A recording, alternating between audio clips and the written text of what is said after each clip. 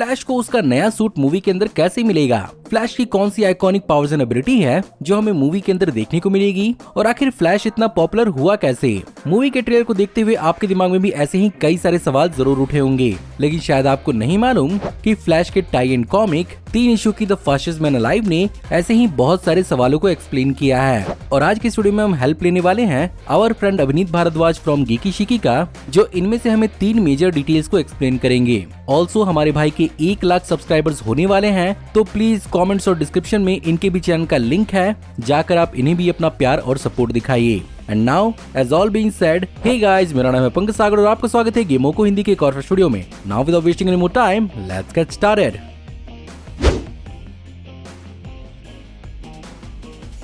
बात करते हैं फ्लैश की ट्रेनिंग के बारे में। फ्लैश जस्टिस लीग मूवी में एक काफी न्यू और अनएक्सपीरियंस हीरो था, जिसके पास ज्यादा कोई ट्रेनिंग नहीं थी, जिसके चलते हुए अपनी पावर्स को उसने जस्ट डिस्कवर करना शुरू किया था और उसमें मुझे बहुत सारी प्रॉब्लम्स फेस करनी पड़ती थी। जहां मोस्ट इम्पोर्टेंटली फ्लैश अपनी सुपर फास्ट स्पीड की वजह से अपने मन मुताबिक रुक नहीं पाता था।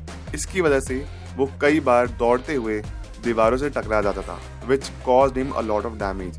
बट विद ट्रेनिंग वो अपने आप को इम्प्रूव करता गया। Just like Justice League movie में भी वो पैराडीमन से लड़ने के लिए उनके आर पार ही चला गया था, क्योंकि वो सही टाइम पे खुद को रोक नहीं पाया। फ्लैश बस उस टाइम पे यंग था, एमेच्योर था, अपने आप को डिस्कवर कर रहा था और इसी चीज को कंट्रोल करने के लिए ट्रेनिंग ग्राउंड में कई दिनों तक ट्रेनिंग करता था। साथ ही साथ हैंड टू हैंड कॉम्बैट सीखने के लिए वो बैटमैन के साथ भी ट्रेनिंग करता रहा है। और अगर उसने बैटमैन के साथ ट्रेनिंग की है तो आप समझ सकते हैं कि फ्लैश की कितनी अच्छी ट्रेनिंग हुई है। ऑफ कोर्स जस्टिस लीग और फ्लैश मूवी के बीच में काफी ज्यादा टाइम गैप था। इसी कारण अपने फ्लैश और बैटमैन अपना काम तो कर ही रहे थे और इसी बीच उन्हें कई सारे डीसी के आइकॉनिक विलेन से भी सामना हुआ था, जो हो सकता है कि इस मूवी के अंदर भी हमें देखने को मिले जाएं। जिनमें एक था गॉर्डन, जो बेसिकली मेटल का बना हुआ है और छोटी मोटी रॉबरीज करता है, और कॉमिक बुक के अंदर इसी से लड़ाई के दौरान फ्लैश का शूट काफी ज्यादा डैमेज हो जाता है। दूसरा था जैक ओ लैंटर्न, जो डीसी का एक बहुत ही आइकॉनिक विलन है और ये पहली बार हमें सुपर फ्रेंड्स के इशू नंबर 8 में देखने को मिला था, जो 1977 में पब्लिश हुई थी। एंड ऑफ कोर्स इसी को पकड़ने के पीछे यहाँ पर बैटमैन का काफी ज्यादा एक्शन कॉमिक बुक के अंदर दिखाया गया था, और यहाँ पर बैटमैन अपने उसी बैट साइकिल का भी इस्तेमाल कर रहा है जो हमें शायद फ्लैश मूवी के अंदर देखने को मिलेगी। ऑफ कोर्स यहाँ पर फ्लैश की मदद से बैटमैन उसे कैप्चर कर ही लेता है। और एक्चुअली तीसरा था टार पिट, जो बेसिकली वेनम की तरह दिखने वाला एक विलन है, जो डीसी कॉमिक्स के अंदर साल 2001 में पहली बार देखने को मिला था। और ये बेसिकली सेंटिएंट टार लाइक क्रीचर है जो किसी भी ऑब्जेक्ट को पोजेस कर सकता है। फ्लैश का इससे भी घमासान होता है और वो अपनी एक यूनिक एबिलिटी से इसे हराता है, और वो एबिलिटी उसे कैसे मिली हम वीडियो में आगे बात करेंगे। अब बात करते हैं फ्लैश के रीफ्रेजिंग पावर्स के बारे में। तो एक विलेन टारगेट से लड़ते हुए फ्लैश की बॉडी अनकंट्रोलेबल तरीके से वाइब्रेट करने लगती है। फ्लैश अपने को रोक ही नहीं पाता और इसी वाइब्रेशन को रोकने के लिए फ्लैश अपने फादर की हेल्प लेता है, जो उसको काफी ज्यादा मोटिवेट करते हैं। और देखा जाए तो बैरी की लाइफ में सिर्फ उसके फादर ही इकलौते रिलेटिव बचे थे, क्योंकि बैरी की मदर की डेथ तो उसके बचपन में ही हो गई थी। देन फ्लैश अपने वाइब्रेशन को कंट्रोल करना सीख जाता है और इसके थ्रू एक नई पावर भी अनलॉक कर लेता है, जहां फ्लैश एक पर्टिकुलर स्पीड से अपने मॉलिक्यूल्स को इस तरीके से वाइब्रेट करता है, इतना ज्यादा फास्ट हो जाता है कि वो किसी भी चीज के आर पार जा सकता है, किसी भी वॉल के थ्रू आर पार जा सकता है अपने मॉलिक्यूल्स को वाइब्रेट करते करते। जैसे अगर आप लोग हैरी पॉटर के फैन है तो आपने प्लेटफॉर्म नंबर 9 3/4 देखा है, राइट। और सिर्फ इतना ही नहीं, फ्लैश अगर किसी और को भी सेम स्पीड से सेम पेस से वाइब्रेट कराएगा तो वो चीज भी, उसे कपड़े हो गए, कोई इंसान हो गया, वो भी साथ में उसके साथ आर पार जा सकते हैं।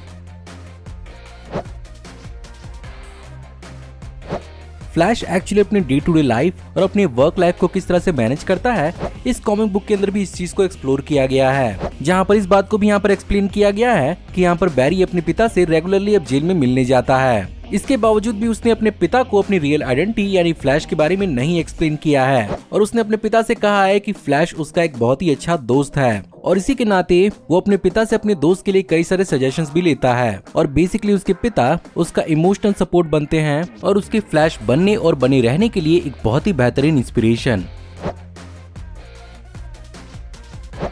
अब बात करते हैं फ्लैश के नए सूट के बारे में। तो जस्टिस लीग के बाद यानी कि जस्टिस लीग मूवी के बाद फ्लैश हमें डायरेक्टली इस मूवी में देखने मिल रहा है दी फ्लैश में, but with a new suit.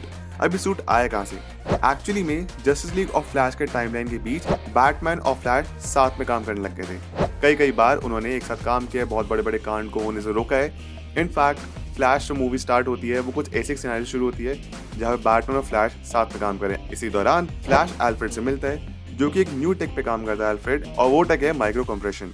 इस टेक के थ्रू, इस टेक्नोलॉजी के थ्रू एल्फ्रेड किसी भी चीज को बड़ी या छोटी कर सकता है, just like are you know what I mean. किसी भी वेपन को, किसी भी कॉस्ट्यूम को कंप्रेस कर सकते हैं। तो सिमिलरली यहाँ पे जो फ्लैश का सूट है वो एक छोटी सी रिंग में भी फिट होने लग गया था। अब जैक स्नाइडर की जस्टिस लीग में हमें एक एंशिएंट साइंटिस्ट दिखाया गया था जिसका नाम है रायन चोई, जो कि कॉमिक बुक्स में एक सुपर हीरो बनता है, इसका नाम है एटम। अगर आप लोगों ने CW वाला शो देखा है कि एटम कौन सा सुपर हीरो है। एनीवे, ये सुपर हीरो अपने साइज को ऑल्टर कर सकता है, बढ़ा सकता है, छोटा कर सकता है, जस्ट लाइक एन एटम, या फिर एंटमैन, वही, जी हाँ, बड़ा छोटा कर सकता है खुद को। तो पॉसिबली गाइज हो सकता है कि एल्फ्रेड ने रायन चोई के साथ काम किया हो, या फिर वेन टेक्नोलॉजी ने रायन चोई के साथ काम किया हो, जिसके थ्रू उनको ये टेक मिला जो कि यूज होता है किसी भी चीज को कंप्रेस करने के लिए, बड़ा छोटा करने के लिए। अब होता ही है कि एक टाइम पे एक विलन से लड़ाई करते हुए, गॉर्डन से लड़ते हुए फ्लैश की उस विलन से लड़ाई होती है जिसमें उसका सूट डिस्ट्रॉय हो जाता है। तो बैटमैन उसे यही टेक्नोलॉजी के थ्रू एक नया सूट देता है, एक रिंग देता है जिसमें उसका पूरा सूट कंप्रेस हो जाता है। बैरी जब भी जाए उस रिंग के थ्रू अपने सूट को समन कर सकता है, और यही सेम रिंग जिसमें सूट समन होता है, फिर सूट फिट हो जाता है,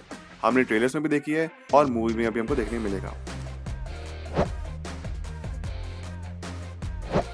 लेकिन इन सब के ऊपर एक बहुत बड़ा सवाल ये भी उठता है कि आखिर फ्लैश यहाँ पर एक्चुअली इतना पॉपुलर हुआ कैसे। वेल, कॉमिक बुक के अंदर इसके पीछे भी एक्सप्लेनेशन दी गई है, जहाँ पर एक्चुअली फ्लैश टॉप नाम के एक विलन से भी निपटता है जो बहुत ही तेज रफ्तार में घूमता है और अपने साथ एक टॉर्नेडो क्रिएट करता है, और साथ ही साथ प्रोजेक्टाइल वेपन्स के रूप में छोटे छोटे एक्सप्लोसिव टॉप्स को फेंकता है। ऑफ कोर्स इसी से लड़ने के दौरान यहाँ पर बैरी को अपनी एबिलिटीज और अपनी डायरेक्शंस को कंट्रोल करने का इंस्पिरेशन मिलता है और वो खुद को ट्रेन करता है। और साथ ही साथ इस विलन से फाइनली लड़ने के दौरान जब ये विलन पूरे के पूरे शहर को पानी में डुबाने वाला होता है तो वो अपनी नई सीखी हुई एबिलिटीज का इस्तेमाल करके इसे हराता है, जिसके कारण फ्लैश की फैन फॉलोइंग पूरे शहर में फैल जाती है। तो गाइज, ये थी आज की वीडियो। उम्मीद करता हूँ कि आपको आज की वीडियो पसंद जरूर आई होगी। एंड यस, एक बार फिर से आपको रिमाइंड कर दूं कि अपने भाई गीकी शिकी के 1 लाख सब्सक्राइबर होने वाले हैं, तो प्लीज अपना प्यार और सपोर्ट उन्हें भी दिखाइए। उनके चैनल का लिंक आपको डिस्क्रिप्शन और कमेंट्स में मिल जाएगा। बाय द वे, वीडियो कैसी लगी? अच्छी लगी तो इस वीडियो को लाइक करिए, कमेंट्स में बताइए कि आपने और कौन कौन से डिटेल इन कॉमिक बुक के अंदर फाइंड किए हैं। चैनल पर नए हैं तो सब्सक्राइब करिए, बेल वाले आइकन को दबाइए और हमारी वीडियोस को बिना मिस किए एंजॉय करते रहिए। और अगर आप चाहें तो इस वीडियो के लिंक को अपने दोस्तों के बीच में जितना हो सके उतना शेयर करें। Thank you for watching, see you in the next video. Till then take care, good bye.